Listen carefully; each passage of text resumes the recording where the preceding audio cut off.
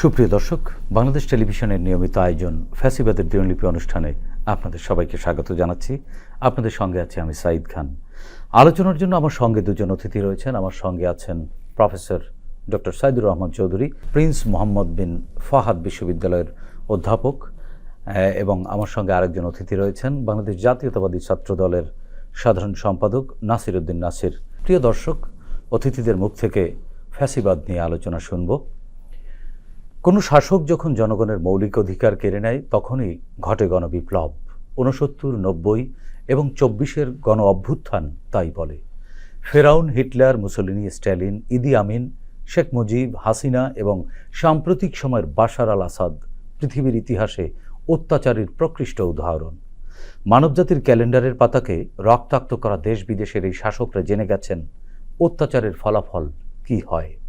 এই অনুষ্ঠানের মাধ্যমে আমরা তুলে ধরি বিগত আওয়ামী লীগের ১৬ বছরের দুঃশাসন। বিভিন্ন আলোচনার মাধ্যমে আমরা চিহ্নিত করব গত সরকারের যাবতীয় স্বৈরাচারী ও ফ্যাসিবাদী নীতি। খুঁজে বের করবার চেষ্টা করব নাগরিক অধিকার নিশ্চিতের পথ, যাতে ভবিষ্যতে আর কোনো শাসক নাগরিক স্বাধীনতাকে লঙ্ঘনের সাহস না পায়। দর্শক, আজ ১২ জানুয়ারি ২০২৫। গত ১৬ বছরের শুধুমাত্র এই দিনটিতে কি কি ঘটেছিল অতিথিদের সঙ্গে আলোচনার আগে বিভিন্ন গণমাধ্যম থেকে সংগৃহীত কিছু সংবাদের শিরোনাম দেখে আসি। ২০০৯ সংবিধান সংশোধন করে জাতীয় সংসদের সরাসরি নির্বাচনের দায়িত্ব সরকারকেই নিতে হবে। সরকার পানি বোতলজাত কারখানা প্রস্তুত করলেও তা জনগণের কাছে পৌঁছেনি। বছরে ক্ষতি ১ কোটি। ২০১০ মূল্যস্ফীতির চাপ নিয়ন্ত্রণ ও বিদ্যুৎ উৎপাদন বাড়ানো জরুরি। সিপিডি। আপত্তি সত্ত্বেও বিশ্ববিদ্যালয় ঘেঁষে তৈরি হচ্ছে কারখানা। ২০১১ শেয়ার বাজারে মূল্যসূচক উত্থানের চমক। অস্বাভাবিক বলছেন বাজার বিশেষজ্ঞরা। দ্বিগুণ ব্যয় বাড়িয়ে পদ্মা সেতু নির্মাণ প্রকল্প অনুমোদন। ২০১২ আইন নিয়ে দুশ্চিন্তায় বিনিয়োগকারীরা। খুনের মামলায় সাংসদ নূর নবীকে বাদ দিয়ে অভিযোগপত্র সিআইডির করা হয়েছে সাক্ষী। বর্ধিত বাস ভাড়া প্রত্যাহারের দাবির মিছিলে পুলিশের লাঠিপেটা। ২০১৩ ৩৯ পণ্য আমদানিতে শুল্ক ফাঁকির প্রমাণ পেয়েছে এনবিআর। অবকাঠামো নেই, অনিয়মে বেহাল স্থলবন্দর। ২০১৪ প্রিমিয়ার ব্যাংকের কর্মকর্তাদের যোগ সাজসে গ্রাহকের ১৩৪ কোটি টাকা আওয়ামী লীগ সাংসদ হারুনের পকেটে। বরিশালে স্কুলের খেলার মাঠ দখল করে ওয়ার্ড কাউন্সিলরের স্থাপনা। সাম্প্রদায়িক সন্ত্রাস প্রতিরোধ কমিটি গঠনের আহ্বান গণজাগরণ মঞ্চের। ২০১৫ নিজের কার্যালয়ে নবম দিনের মতো অবরুদ্ধ হয়ে আছেন খালেদা জিয়া। বিমা খাতে মানি লন্ডারিং প্রতিরোধ, বাংলাদেশ ব্যাংকে তদারকিতে অসন্তোষ আইডিআর এর। বাঙালি আদিবাসী সংঘর্ষ, রাঙামাটিতে সান্ধ্য আইন। ২০১৬ সোহরাওয়ার্দীর সমাবেশে প্রধানমন্ত্রী, উন্নয়নের গতিপথ কেউ পরিবর্তন করতে পারবে না।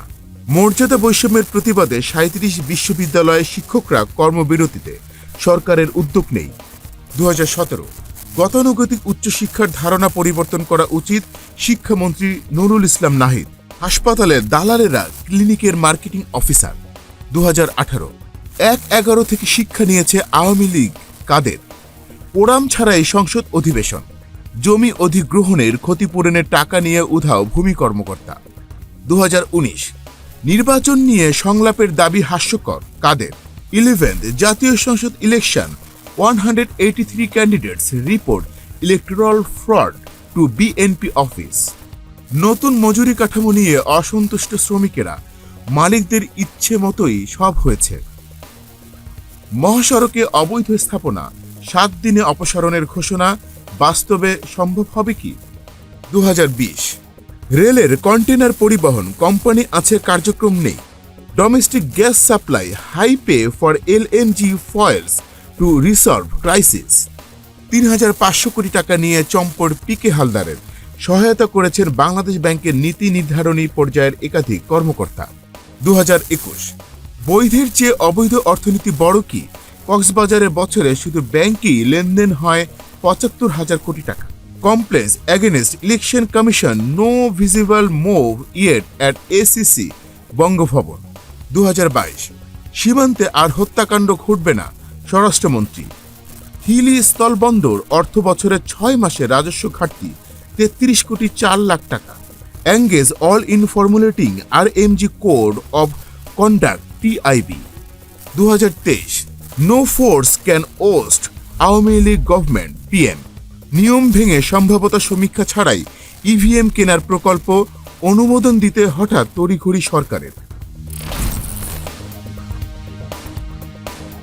অধ্যাপক সাইদ, আপনার কাছ থেকে শুনতে চাচ্ছি, আমরা 2010 সালের একটি সংবাদের শিরোনামে দেখলাম, আপত্তি সত্ত্বেও বিশ্ববিদ্যালয় ঘেঁষে তৈরি হচ্ছে কারখানা।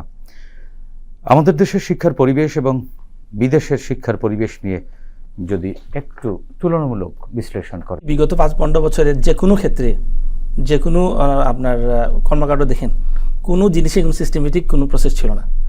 সব জিনিসে তারা রাজনৈতিকভাবে এইটারে বাস্তবায়ন করার চেষ্টা করছে। 4টা ক্ষেত্রে তারা বেশি করছে আর দুর্নীতি করছে। এর মধ্যে অবকাঠামো উন্নয়ন, যে কোনো বিশ্ববিদ্যালয় আমি দেখেছি 15 বছর নানান ধরনের প্রাইভেট বিশ্ববিদ্যালয় হয়েছে, নানান বিশ্ববিদ্যালয়, প্রতিটা জেলায় বিশ্ববিদ্যালয় হচ্ছে। কিছু বিশ্ববিদ্যালয়ে যে স্থাপনের যে পরিমাণ কাজ করা উচিত, সেই কাজ তারা না রেখে রাজনৈতিক দৃষ্টিকোণ থেকে বিশ্ববিদ্যালয় স্থাপন, প্রতিটা বিশ্ববিদ্যালয় আমার মনে হচ্ছে এই ছাত্র শিক্ষক যেগুলো বিশ্ববিদ্যালয়ে কাজ করে, আমার কাছে মনে হচ্ছে যে এর জন্য একটা রাজনৈতিক, এটা একটা দলীয় একটা প্রতিষ্ঠান হিসেবে পরিণত হচ্ছে। কিন্তু আমাদের বিশ্ববিদ্যালয় মানে কি? বিশ্ববিদ্যালয় হচ্ছে ইউনিভার্স, মিনিং হচ্ছে এন্টায়ার হোল ওয়ার্ল্ড। এখানে আপনার রিসার্চ হবে, এখানে আপনার গবেষণা হবে। তো এই দিক দিয়ে এই ফ্যাসিস্ট সরকার মনোবিশ নেয়, তারা তাদের দলীয় এজেন্ডাটাকে বাস্তবায়ন করে, এবং সব জিনিসে ছিল সামাজিক এবং মানবিক উন্নয়নের জন্য না, প্রফিট গেইনের জন্য। সেই দিক থেকে আপনার কারখানা স্থাপন করা এটা আশ্চর্য বিষয় না।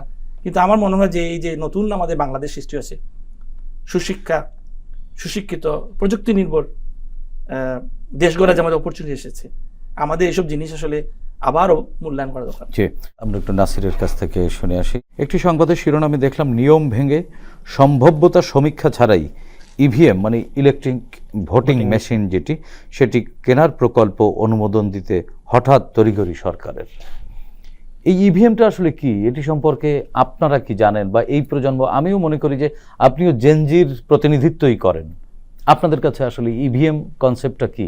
বাংলাদেশে যে গত 15.5 বছর ধরে যে প্যাসিবাদ তৈরি হয়েছিল, সেই প্যাসিবাদের তৈরির মুখ্য কারণ ছিল বাংলাদেশের একটি গণতান্ত্রিক ধারাকে ব্যাহত করা। আপনি যদি বাংলাদেশের এই 15.5 বছর ধরে আপনি বাংলাদেশে যে 3টি জাতীয় নির্বাচন অনুষ্ঠিত হয়েছিল, 2014 সালে বিনা ভোটের নির্বাচন, 2018 সালে নিশিরাতের নির্বাচন এবং 2024 সালের আমির নির্বাচন, প্রত্যেকটি নির্বাচনে যে সমস্যাটি নিরসন হয়েছে সেটি হচ্ছে জনগণের প্রতিনিধিত্ব ছিল না। জনগণের যে ম্যান্ডেট, সে ম্যান্ডেট পেতে খনি হাসিনা সরকারের ভয় ছিল। এই ভয়টি কিন্তু আওয়ামী লীগের এই গত 15.5 বছর ধরে এই সমস্যা না। আওয়ামী লীগ সৃষ্টির পর থেকে তারা জনগণের ম্যান্ডেট পেতে তাদের এক ধরনের ভয় ছিল। আপনি যদি স্বাধীনতা পরবর্তী সময়ে তাকান তাহলে দেখবেন 1973 সালের প্রথম ঢাকা বিশ্ববিদ্যালয়ে যে ডাকসু নির্বাচন হয়েছিল স্বাধীনতা পরবর্তী সময়ে, সেখানে ব্যালট বাক্স চিন্তাই হয়েছে, এবং 73 সালে জাতীয় নির্বাচনে আপনি সেই অবস্থা আপনি দেখেছেন। এরপরে আওয়ামী লীগ গত 5 দশকের বেশি সময় বাংলাদেশের গণতান্ত্রিক নির্বাচন ব্যবস্থাকে সবসময় এক ধরনের ভয় পেত। এই জন্য তারা নির্বাচন বিষয়ে আসলে তাদের মধ্যে জনগণের ভয় কাজ করত। সেজন্য আপনি দেখেছেন গত 15.5 বছর ধরে বাংলাদেশে যে 3টি নির্বাচন হয়েছিল, সেই 3টি নির্বাচনে মানুষ ভোট দিতে পারেনি।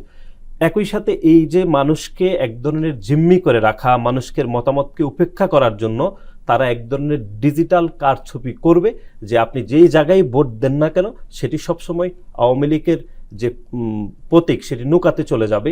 সেই ধরনের কারচুপির অংশ বিশেষ হিসাবে তারা EVM ক্রয় করার সিদ্ধান্ত নিয়েছিল। আমরা যেটি মনে করছি সেটি হচ্ছে বাংলাদেশের যে রাষ্ট্রীয় ক্রয় সমীক্ষা বা ক্রয় সীমার মধ্যে 50 কোটি টাকার ফিজিবিলিটি টেস্ট হলে সেটি সমীক্ষা যাচাইয়ের একটি যাচাই বাছাইয়ের বিষয় রয়েছে।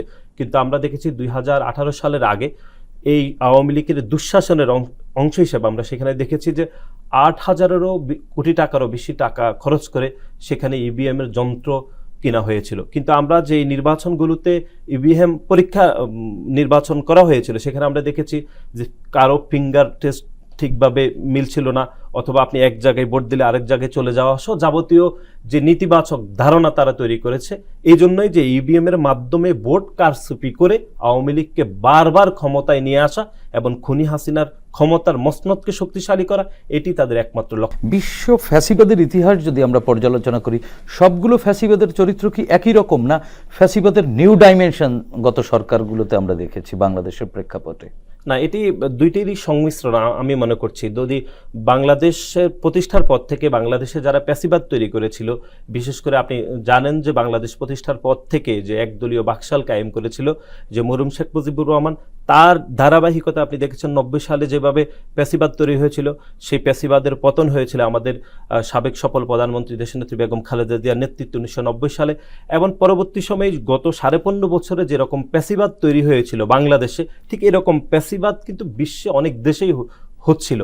কিন্তু তার বিপরীতে আমি যেটি আসলে বলতে চাই সেটি হচ্ছে, যে রাষ্ট্রগুলো গণতান্ত্রিকভাবে অত্যন্ত শক্তিশালী, সেই রাষ্ট্রগুলোতে কিন্তু কোনো রাষ্ট্রই কিন্তু ইভিএম এর মতো এরকম এক ধরনের যে এটি অনেক বেশি পরীক্ষিত না, ম্যানিপুলেটেড পদ্ধতি তারা কিন্তু যাচাই বাছাই করে না। আপনি বিশ্বের গণতান্ত্রিক শক্তিশালী দেশগুলো, এবং যে রাষ্ট্র আমাদের গণতান্ত্রিক ব্যবস্থাকে সবসময় ধ্বংস করার জন্য পায়তারা করেছে, সে পার্শ্ববর্তী দেশ ভারতও কিন্তু ইভিএম, আমরা আমেরিকা, তারপরে বা হচ্ছে যুক্তরাজ্য, ফ্রান্স, বড় বড় রাষ্ট্র যেগুলো গণতান্ত্রিক ব্যবস্থা খুবই শক্তিশালী, সেগুলো কিন্তু ইভিএম খুবই অকার্যকর এবং এটি অপ্রচলিত। ব্যালটের যে পদ্ধতি, এটি সারা বিশ্বে একটি সমুদ্রিত পদ্ধতি, কিন্তু আওয়ামী লীগ তো ব্যালটে যাবে না, কারণ ব্যালটে গেলেই তো আওয়ামী লীগ ভোট ডাকাতি করতে পারবে না, ভোট চুরি করতে পারবে না, আগের রাতে ভোট সে ব্যবস্থা করতে পারবে না। সেই জন্য তারা একটা ডিজিটাল তারই অংশ হিসাবে আওয়ামী লীগ তো সব বরাবর দাবি করে তারা বাংলাদেশের সবচেয়ে প্রাচীন রাজনৈতিক দল। প্রাচীন রাজনৈতিক দল হিসেবে মানুষের সাথে তাদের এক ধরনের সম্পর্ক বা সখ্যতা থাকা উচিত, ঐতিহাসিক সম্পর্ক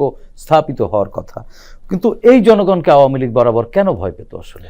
এটি হচ্ছে আওয়ামী লীগ যে যখনই রাষ্ট্র ক্ষমতায় এসেছে তখনই আওয়ামী লীগ জনগণ থেকে বিচ্ছিন্ন হয়েছে। আপনি যদি দেখেন 1971 সাল পরবর্তী সময় মাত্র 3 বছরের মধ্যে মরহুম শেখ মুজিবুর রহমান বাংলাদেশে বাকশাল প্রতিষ্ঠা করেছিল, সব রাজনৈতিক দলকে নিষিদ্ধ করেছিল। জনগণের প্রতি তাদের এত ভয় কেন, জনভীতি কেন তাদের? সেটি হচ্ছে তারা সবসময় এক ধরনের অবৈধভাবে ক্ষমতা দখলের চিন্তা, জনগণের ম্যান্ডেটের বাইরে শাসন, বা হচ্ছে এই যে স্বৈরতান্ত্রিক মনোভাব খুনি হাসিনা তৈরি করেছিল, সেটি আমরা দেখেছি তার 30-40 বছর আগে তার মরহুম শেখ মুজিবুর রহমান তার পিতা করেছিল। এই যে জনগণের ম্যান্ডেট পাওয়ার বয়, জনগণের যে শক্তি, গণতান্ত্রিক শক্তি, সেই শক্তিকে সবসময় আওয়ামী লীগ ভয় পেত। এই জন্য আওয়ামী লীগ সবসময় ভোটের রাজনীতি বা ভোট পাওয়ার রাজনীতিতে সবসময় পিছিয়ে থাকতো জনগণের ম্যান্ডেট পাওয়ার বিষয়ে সবসময়।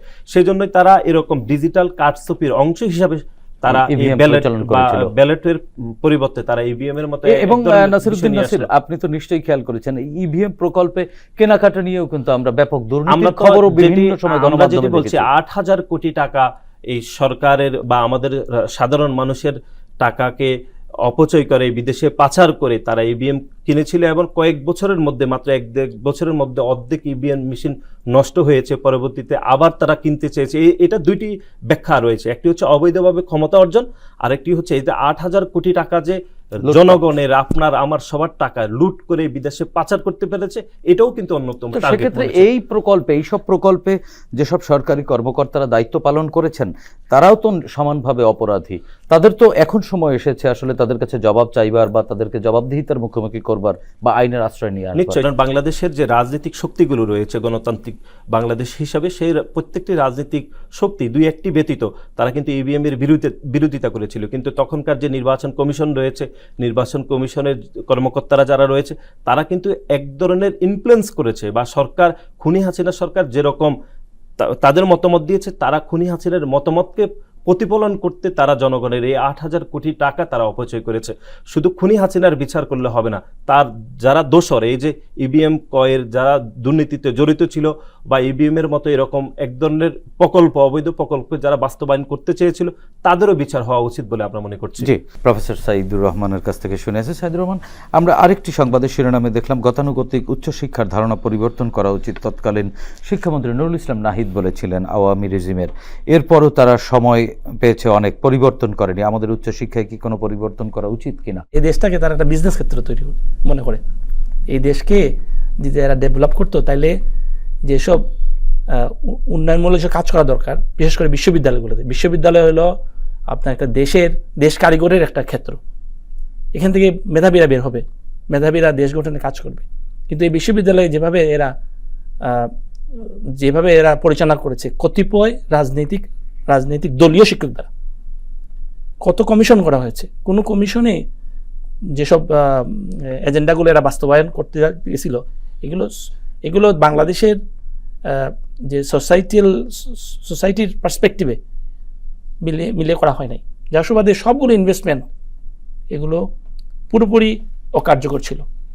এবার আমি বলবো যে বিশ্ববিদ্যালয়গুলোকে ভালোভাবে সাজাতে হলে বিশ্ববিদ্যালয়ে বাইরের বিশ্বে যেভাবে বিশ্ববিদ্যালয়গুলোকে কন্টিনিউয়াস ইমপ্রুভমেন্ট দিকে ইয়ে করে পরিচালিত করে, কন্টিনিউয়াস একটা আপনার আমাদের শিক্ষকদের একটা টার্ম আছে কি পারফরমেন্স ইন্ডেক্স, কেপিআই। প্রতিটা কোর্সের প্রতিটা সাবজেক্টের এই কেপিআইগুলো ইনভেস্টিগেশন করে যারা এক্সপার্ট পিপল।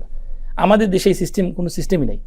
কোনো বিশ্ববিদ্যালয়ে কোনো শিক্ষকদের সৌদি আরবিয়ায় একটি বিশ্ববিদ্যালয়ে অধ্যাপনা করেন এবং পাশাপাশি কানাডাতেও একটি বিশ্ববিদ্যালয়ে অধ্যাপনা করেন। সেখানে কি আসলে অনেক বড় দেশ, সেখানে তো কি বাংলাদেশের মতো এরকম প্রত্যেক জেলায় বা অঞ্চল ভেদে বিশ্ববিদ্যালয় আছে কিনা? এত নাই, বাট এরা যখন কোনো বিশ্ববিদ্যালয় আপনার ওপেন করতে যায় তখন এদের গোলগুলো ঠিক করে রিগোরাস স্টাডির মাধ্যমে এরা সব ধরনের ফ্যাক্টরগুলো এরা ইনভেস্টিগেশন করে। এই যে আপনি বললেন ক্যাম্পাসের পাশে এরা কারখানা তৈরি করছে, তাহলে ক্যাম্পাসটা এই লোকেশনে হওয়ার তাদের প্ল্যানেই ভুল ছিল। Not only class study, also field scale স্টাডিতে যেন বিশ্ববিদ্যালয়ের ছাত্ররা সুন্দর একটা বড় পার্ক থাকবে, কনজারভেশন সেন্টার থাকবে, অনেক সময় ন্যাচারাল ডেজিগনেটেড প্লেসও থাকে বিশ্ববিদ্যালয়ের পাশে জাস্ট রিসার্চ করার জন্য। আমাদের প্রফেসর ডক্টর মোহাম্মদ ইউনূস ওনার যে 3-0 কনসেপ্ট, শূন্য দারিদ্র, শূন্য আপনার কোনো আনএমপ্লয়মেন্ট, কোনো বেকার থাকবে না, এবং শূন্য কার্বন নিঃসরণ, 0 কার্বন মিশন। সো এই 3-0 কনসেপ্টে যদি আমরা কাজে লাগাতে চাই তাহলে আমাদের বিশ্ববিদ্যালয়গুলো থেকে যেন স্কিল ওরিয়েন্টেড পিপলগুলো বের হয়, এবং এই যে ডিসেন্ট্রালাইজড বিশ্ববিদ্যালয় করা যে প্ল্যান নিয়েছে এদের উদ্দেশ্য কিন্তু খারাপ না, কিন্তু বিশ্ববিদ্যালয়কে তারা যেভাবে পরিচালনা করছিল এটা দলীয় কারখানা হিসেবে পরিচালনা করছিল। প্রতিটা বিশ্ববিদ্যালয়ে দেখা গেছে যে দুর্নীতির একটা পাহাড় সমান অভিযোগ, এবং বিশ্ববিদ্যালয়ের ভাইস চ্যান্সেলর নিয়োগে যে পরিমাণ দলীয়ভাবে করা হয়, কোনো কাজেই এই বিশ্ববিদ্যালয়ের যেহেতু দলীয় দৃষ্টিকোণ থেকে বিশ্ববিদ্যালয় আপনার ভিসি নিয়োগ দেওয়া হচ্ছিল, উনার কোনো কাজ করার ক্ষমতা ছিল না। বিশ্ববিদ্যালয়ের একটা প্রসেস থাকবে, সবগুলো নিয়োগ স্বচ্ছ প্রক্রিয়া হবে, তবেই বিশ্ববিদ্যালয় একটা বিশ্বমানের থাকতে হবে। জি, জুলাই আগস্টের গণ অভ্যুত্থানের পরে অন্তর্বর্তীকালীন যে সরকার গঠিত হওয়ার পরে একটি সমীক্ষা করেছে সেটি বিশ্ববিদ্যালয় নিয়ে। সেটি হচ্ছে বাংলাদেশের যতগুলো পাবলিক বিশ্ববিদ্যালয় রয়েছে তার 25% হচ্ছে শেখ পরিবারের নামে, এবং ইভেন হচ্ছে একই টাইপের বিশ্ববিদ্যালয়, যদি আমি একদম স্পেসিফিক বলি, কৃষি বিশ্ববিদ্যালয় বাংলাদেশে অনেকগুলো রয়েছে, সেখানে শেখ মুজিবুর রহমানের নামে 3টি বিশ্ববিদ্যালয় রয়েছে, যে একই কৃষি বিশ্ববিদ্যালয়, এবং তার 25% হচ্ছে শেখ পরিবারের নামে। এবং যেটি আরো একই সাথে উদ্বেগের সেটি হচ্ছে আওয়ামী লীগের শুধু তো শেখ মুজিবুর রহমানের বাহিরে অনেকে আওয়ামী লীগ করতেন, তাজউদ্দিন আহমেদ সহ আওয়ামী লীগ করতেন, তাদের জন্মভূমি যেসব জেলাতেও সেসব জেলাতেও তাদের নাম না দিয়ে শুধুমাত্র শেখ পরিবারের নামে বিশ্ববিদ্যালয় করা হয়েছে। আপনার অবজারভেশন কি আসলে বাংলাদেশের শিক্ষার গত 16 বছরটা কেমন ছিল, বা বর্তমান চিত্রটি কেমন? আসলে ঢাকা বিশ্ববিদ্যালয়ে 2006 সালের থেকে 2024 সালে এই আনুপাতিক যদি আমি একটু চিন্তা করি, তাহলে ঢাকা বিশ্ববিদ্যালয়ে এই 16 বছরে প্রায় 31টি নতুন করে বিভাগ তৈরি করা হয়েছে, এবং সেই বিভাগের বিশেষজ্ঞরা বলেছেন সেই 31টি নতুন যে ডিপার্টমেন্ট খোলা হয়েছে সেখানে প্রায় হচ্ছে 81% ডিপার্টমেন্ট কোনো দরকারই ছিল না, এরকম ডিপার্টমেন্ট বা যে ছিল না, অথবা এই বিভাগগুলোর এগেনিস্টে যে সকল শিক্ষকদেরকে নিয়োগ দেওয়া হয়েছে তারা এত কম অদক্ষ, অথবা এদের নলেজ এত বেশি কম, অথবা তাদের এই বিষয়ে উচ্চতর ডিগ্রি এত কম, কিন্তু তারপরে নিয়োগ দেওয়া হয়েছে শুধুমাত্র আওয়ামী লীগ রেজিমকে দীর্ঘায়িত করার জন্য, অথবা এই খুনি সংগঠন ছাত্রলীগের বিভিন্ন পর্যায়ে নেতৃবৃন্দকে নিয়োগ দেওয়া হয়েছে। এটি শুধু ঢাকা বিশ্ববিদ্যালয়ের চিত্র নয়, এটি বাংলাদেশের যেই কয়টি পাবলিক বিশ্ববিদ্যালয় হয়েছে প্রত্যেকটি পাবলিক বিশ্ববিদ্যালয়ের একই ধরনের চিত্র আপনি লক্ষ্য করবেন।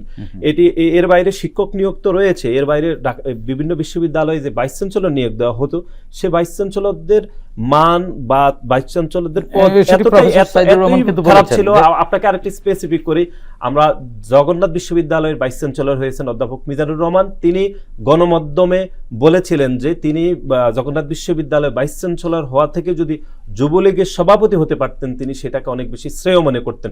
সুতরাং এই লেভেলের ব্যক্তিদেরকে বিভিন্ন বিশ্ববিদ্যালয়ে ভাইস চ্যান্সেলর নিয়োগ দেওয়া হয়েছে। সুতরাং এ থেকে বোঝা যায় বাংলাদেশের শিক্ষা ব্যবস্থা কিরকম ছিল। এর সাথে আমি আরেকটু যোগ করি, বাংলাদেশের এটি তো উচ্চ শিক্ষার বিষয় রয়েছে।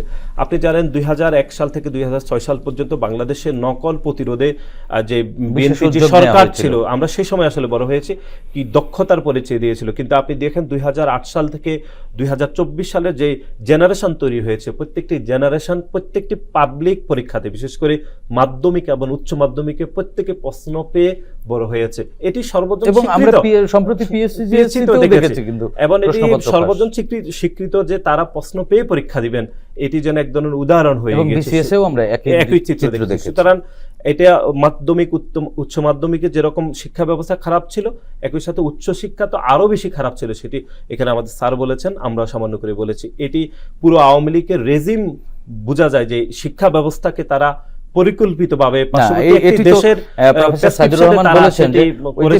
যারা ভিসি নিয়োগ প্রাপ্ত হন তারা এক ধরনের ম্যান্ডেটের মধ্য থেকে আসেন, যে কারণে তারা ওই দল বা ওই সরকার বা ওই রিজিমকে টিকিয়ে রাখবার জন্যই আসলে কাজ করে থাকেন।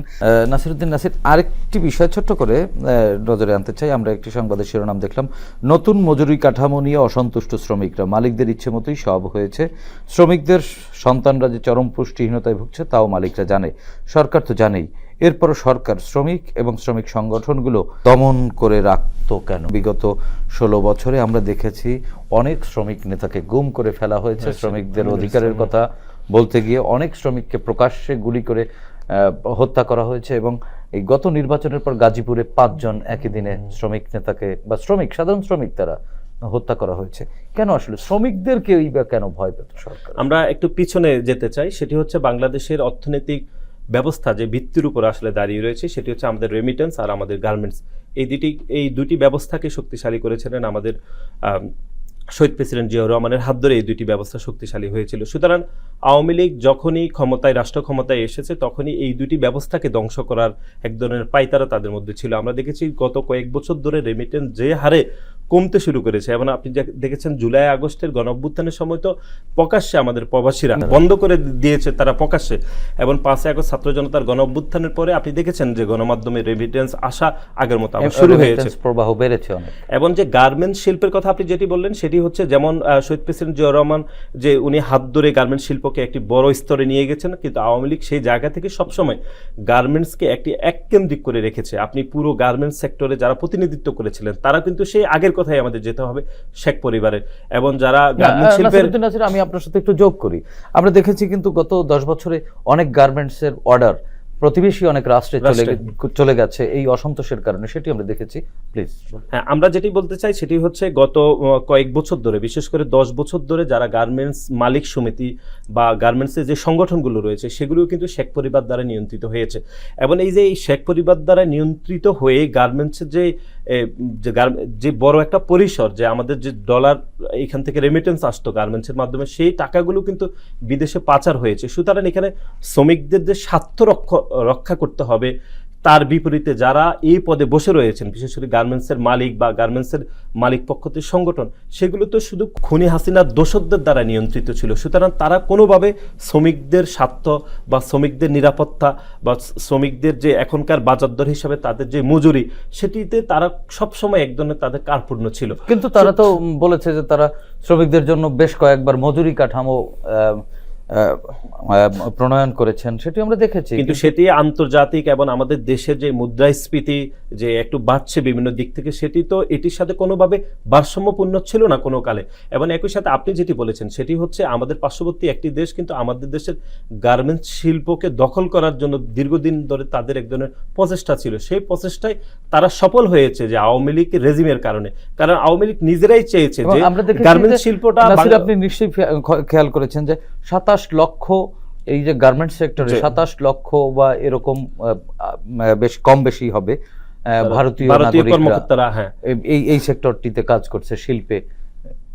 হ্যাঁ, এটি আমি বলতে চেয়েছি, অন্যতম এটি দুটি কারণ। একটি হচ্ছে আওয়ামী লীগ নিজেরাই চেয়েছে বাংলাদেশের গার্মেন্টসটা ধ্বংস হোক, এবং ধ্বংস হয়ে তারা পার্শ্ববর্তী একটি দেশের অর্থনীতিকে শক্তিশালী করতে চেয়েছে, এটি তাদের 1 নম্বর টার্গেট ছিল। এবং দ্বিতীয় টার্গেট হচ্ছে আমাদের দেশের যে সকল গার্মেন্টস অনেক বেশি শক্তিশালী, অনেক দিন ধরে শ্রমিকরা সেখানে কাজ করছে, সেই সকল গার্মেন্টসের যারা বড় কর্মকর্তা হিসেবে কাজ করেছেন, তারা গণমাধ্যমে আমরা দেখেছি তাদের বেশিরভাগই হচ্ছে ভারত থেকে নিয়ে আসা বিভিন্ন কর্মকর্তা। আমাদের দেশের লোকজনকে দক্ষ করে তারা গড়ে তুলেনি, একই সাথে যারা দক্ষ রয়েছে তাদেরকে পর্যাপ্ত কাজের ব্যবস্থা না দিয়ে পার্শ্ববর্তী একটি দেশ থেকে তারা এনে এই কাজের ব্যবস্থা করে দিত। বিজ্ঞান ও প্রযুক্তি বিশ্ববিদ্যালয়, টেক্সটাইল বিশ্ববিদ্যালয় সহ অনেক কিছু আমরা নতুন করে করেছি, তাহলে আমাদের দক্ষ জনশক্তি কেন গড়ে ওঠেনি? সে বিষয়ে আপনার কাছ থেকে শুনবো। আমরা একটু আগে অধ্যাপক সাইদুর রহমানের কাছ থেকে শুনে আসি। আমাদের যে উচ্চশিক্ষা, আমাদের উচ্চশিক্ষা যেকোনো হতে, টেক্সটাইল হোক কিংবা ধরেন প্রকৌশল শিক্ষা হোক, কোনো শিক্ষারই শিক্ষা কিন্তু কন্টিনিউয়াস ইমপ্রুভমেন্ট, ঠিক আছে? আমরা যুগের সাথে আমরা এগোতে পারছি না, হয়তো বা আমরা অবকাঠামোগত সাপোর্ট পাচ্ছি না।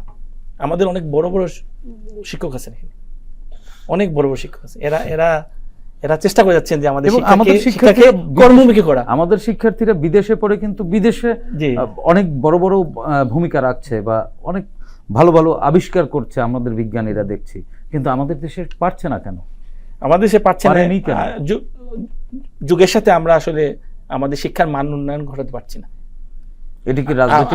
আমি বলবো যে এখন যে এডুকেশন সিস্টেম হলো আপনার প্যারিস এগ্রিমেন্ট 2015 কপের মাধ্যমে যে ডিক্লারেশন 17 SDG গোল, সাস্টেইন ডেভেলপমেন্ট গোল, এই ডেভেলপমেন্ট গোল এখন প্রতিটা কোর্স, প্রতিটা ডিসকাশনস এই 17 গোলের টার্গেটে করা হচ্ছে। তা আমাদের যে সিলেবাস, পাঠ্যসূচি, এগুলো এই যে SDG গোলের সাথে কতটুকু সামঞ্জস্যপূর্ণ, এটা খুবই জরুরি। এবং প্রতিটা বিশ্ববিদ্যালয়ের accreditation system, Bangladesh accreditation council, এগুলো চেক করা দরকার যে কন্টিনিউয়াস প্রসেস, কোনো কোর্সই একই রকম থাকবে না, এটা সময়ের সাথে সাথে চেঞ্জ হবে। তাইলে দেখা যাবে যে আমাদের স্কিলনেস বাড়বে। একটা জিনিস আমরা পিছনে আছি, আমাদের সফট স্কিল আমাদের শেখানো হয় না, কমিউনিকেশন স্কিল। আমাদের আপনার কোনো তথ্য প্রযুক্তি নির্ভর যেগুলো নলেজ সব ক্ষেত্রে এখন কাজে লাগে, এগুলোকে আসলে সিলেবাসে অন্তর্ভুক্ত করা দরকার। তাইলেই আমাদের যে সমস্যা হচ্ছে এগুলো আমরা কাটিয়ে উঠতে পারবো। নাসিরউদ্দিন নাসির, আমরা কেন আসলে দক্ষ জনগোষ্ঠী গড়ে তুলতে পারি না? আমাদের এত বিশ্ববিদ্যালয়, এত উদ্যোগ, আমরা যে জনগণের নিকট, যে সরকার গত 15.5 বছর ধরে বাংলাদেশে অবৈধভাবে ক্ষমতায় ছিল, তারা জনগণের নিকট দায়বদ্ধ ছিল না, বিশেষ করে তরুণদের নিকট দায়বদ্ধ ছিল না।